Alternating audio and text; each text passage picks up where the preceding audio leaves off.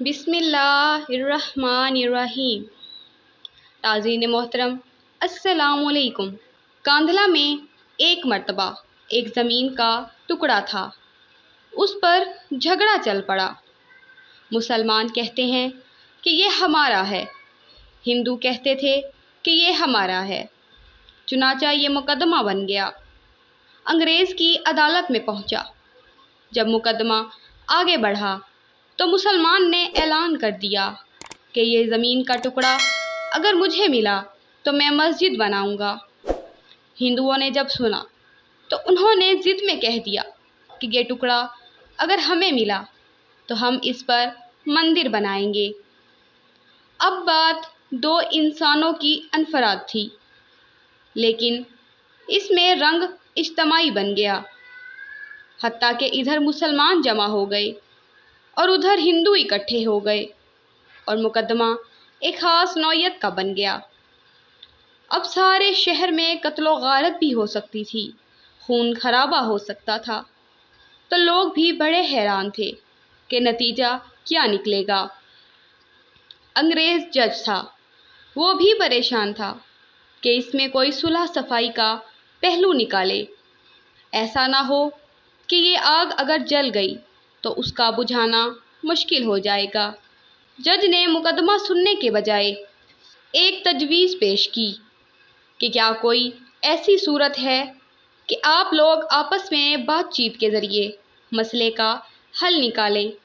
تو ہندوؤں نے ایک تجویز پیش کی کہ ہم آپ کو ایک مسلمان کا نام تنہائی میں بتائیں گے، آپ اگلی پیشی پر ان کو بلا لیجئے اور ان سے پوچھ لیجئے، اگر وہ کہیں کہ یہ مسلمانوں کی زمین ہے تو ان کو دے دیجئے، اور اگر وہ کہیں کہ یہ مسلمانوں کی زمین نہیں، ہندوؤں کی ہے تو ہمیں دے دیجئے۔ ناظرین، جب جج نے دونوں فریقین سے پوچھا تو دونوں فریق اس پر راضی ہو گئے۔ مسلمانوں کے دل میں یہ تھا کہ مسلمان ہوگا جو بھی ہوگا تو وہ مسجد بنانے کے لیے ہی بات کرے گا۔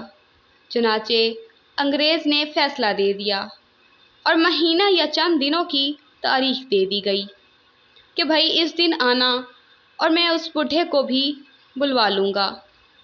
اب جب مسلمان باہر نکلے تو بڑی ہی خوشیاں منا رہے تھے، سب کود رہے تھے، نعرے لگا رہے تھے۔ ہندوؤں نے پوچھا اپنے لوگوں سے کہ تم نے کیا کہا؟ انہوں نے کہا کہ ہم نے ایک مسلمان عالم کو حکم بنا لیا ہے کہ وہ اگلی پیشی پر جو کہے گا اسی پر فیصلہ ہوگا۔ اب ہندوؤں کے دل مرجھا گئے اور مسلمان خوشیوں سے پھولے نہیں سماتے تھے، لیکن انتظار میں تھے کہ اگلی پیشی میں کیا ہوتا ہے۔ چنانچہ ہندوؤں نے مفتی الہا بخش کاندھلوی رحمۃ اللہ کا نام بتایا کہ جو شاہ عبد العزیز رحمۃ اللہ کے شاگردوں میں سے تھے، اور اللہ نے ان کو سچی زندگی عطا فرمائی تھی۔ ناظرین محترم، مسلمانوں نے دیکھا کہ مفتی صاحب تشریف لائے ہیں تو وہ سوچنے لگے کہ مفتی صاحب تو مسجد کی ضرور بات کریں گے۔ چنانچہ جب انگریز نے پوچھا کہ بتائیے مفتی صاحب یہ زمین کا ٹکڑا کس کی ملکیت ہے، ان کو چونکہ حقیقت حال کا پتہ تھا، انہوں نے جواب دیا کہ یہ زمین کا ٹکڑا تو ہندوؤں کا ہے۔ اب جب انہوں نے یہ کہا تو یہ ہندو کا ہے، تو انگریز نے اگلی بات پوچھی کہ کیا اب ہندو لوگ اس کے اوپر مندر تعمیر کر سکتے ہیں؟ مفتی صاحب نے فرمایا جب ملکیت ان کی ہے تو وہ جو چاہے کریں، گھر بنائیں یا مندر بنائیں، یہ ان کا اختیار ہے۔ چنانچہ فیصلہ دے دیا گیا کہ یہ زمین ہندوؤں کی ہے، مگر انگریز نے فیصلے میں ایک عجیب بات لکھی۔ فیصلہ کرنے کے بعد لکھا کہ آج اس مقدمہ میں مسلمان ہار گئے مگر اسلام جیت گیا۔ جب انگریز نے یہ بات کہی تو اسی وقت ہندوؤں نے کہا کہ آپ نے تو فیصلہ دے دیا، ہماری بات بھی سن لیجئے، ہم اسی وقت کلمہ پڑھ کر مسلمان ہوتے ہیں اور آج یہ اعلان کرتے ہیں کہ اب ہم اپنے ہاتھوں سے یہاں مسجد بنائیں گے۔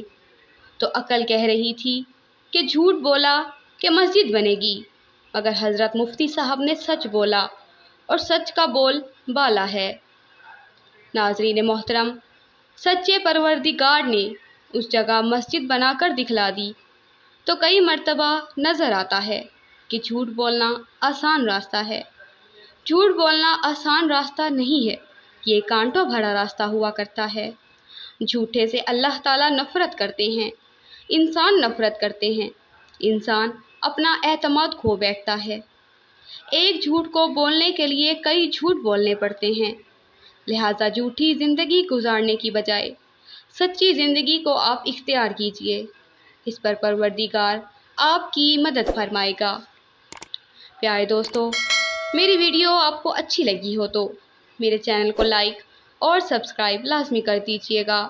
ملتے ہیں نئی ویڈیو میں مزید معلومات کے ساتھ۔ اللہ آپ کا حافظ و نگہبان۔ خدا حافظ۔